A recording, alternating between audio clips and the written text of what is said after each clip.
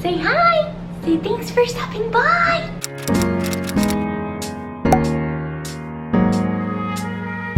Hi everyone, it's Angelica and I'm back with another quick DIY video. Today I'm going to be showing you 3 easy fall decor DIYs. So if that interests you, please give this video a thumbs up and don't forget to subscribe down below. Let's do this. So for this first project, I grabbed this wooden acorn shape at the Dollar Tree. I wanted to add some texture to it, so I did go for the burlap ribbon. I lay that vertically on my acorn and trace out that shape. Where that pencil line is, I went ahead and cut out that shape and hot glued it onto my wooden piece. So just repeating the process, I grabbed some more burlap ribbon, overlap it over that first piece that I glued on and just traced out the shape of the acorn, cut it out, glue it on, and just repeat this process until I have 4 vertical strands. I do want to point out the reason why I only hot glue on the overlapping of the ribbon is because the burlap has a lot of holes in it, so you'll be able to see the hot glue and it won't look as neat. This pack of metal words that I found at the Dollar Tree. I was really torn between Harvest and Thankful, but I ended up choosing Thankful, so I added some hot glue to the back of that and just made sure to attach it to the burlap ribbon on my acorn wooden piece. So next I went in with my bag of potpourri, poured some of that onto my table. So what I had to do for this next step was lay down the potpourri piece, see where it would make contact with my wooden acorn, add a little bit of hot glue, and just continue that process until the top of my acorn was full and I couldn't see any of the wood anymore. And that is it, guys. You have yourself a nice wall decor piece.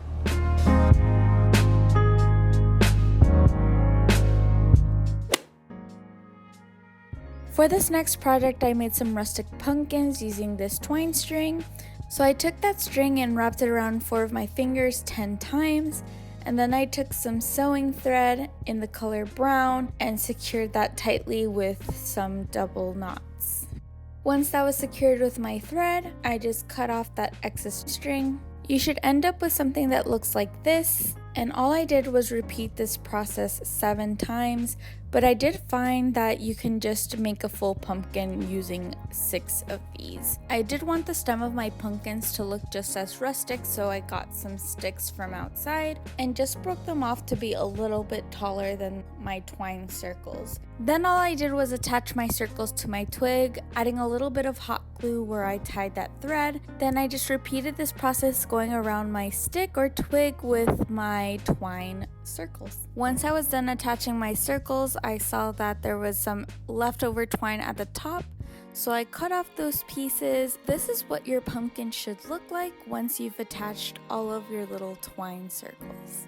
So I took my lace ribbon from the Dollar Tree and just cut off a decent piece. So what I did to make this bow was make 2 loops and then tie them together in a knot. And then once I tie them together, I pull on the 2 little loops until I'm content with the shape. And then I just hot glued that onto my pumpkin.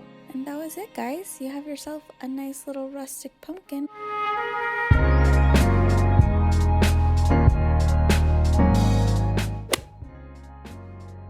So next we're going to be making some pies. You heard that right.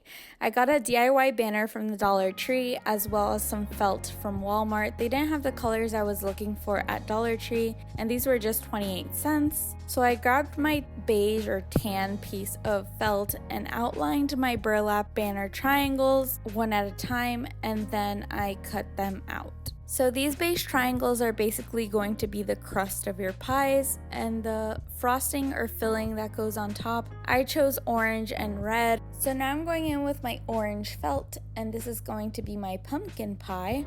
So I just laid that on top of my beige triangle, leaving a little bit of excess of that beige on the border, and then just took my pen and marked it where I would have to cut my orange felt piece. I cut that out with my scissors. You want to line up your filling to that triangle and then fold it over. So I fold that piece down and then outline that with some pen and cut that out. Next, I took my felt in red. So since I already cut my orange filling, I used that triangle as a guide and just outlined that on my red felt and cut that out as well. The thing about these Dollar Tree DIY banners, they do vary in size a little bit, so I had to go back and trim that red piece a little bit more.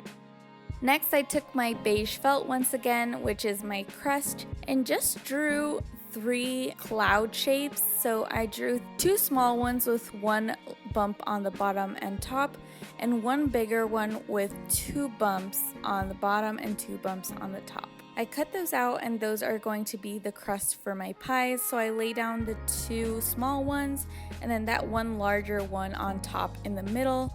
Glued them down with some hot glue. Now for my pumpkin pie, I felt like it needed that little dollop of whipped cream, so I got these white pom-poms from Walmart and they were only 98 cents, so I hot glued that on the middle of the orange triangle. Now the cherry pie is a little more intricate. I wanted to cut out some base strips to make it look like those woven pie crusts. I glued down my beige triangle on the 2 diagonal sides, but not the crust side. So I just glued down the 2 diagonal lines of my triangle with my beige felt, and then my colored felt I glued all around. So for the woven crust on my cherry pie, I just hot glued down the strips that we had cut out with the beige felt diagonally on to one direction and then diagonally to the other direction. Once those are all glued down, I just cut off the excess of those beige felt strips. The crust is exactly the same to my pumpkin pie, just glue those small clouds right next to each other and then the larger cloud in the middle on top.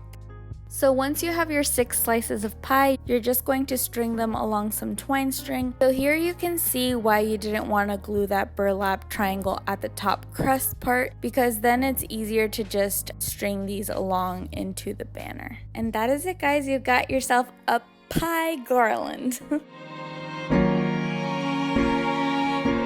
I really hope you enjoyed these 3 DIYs and replicate one of them at home for this Thanksgiving season. If you enjoy this type of content, please give it a thumbs up and subscribe down below. I will catch you guys on the next one. Keep it crafty, guys. Bye!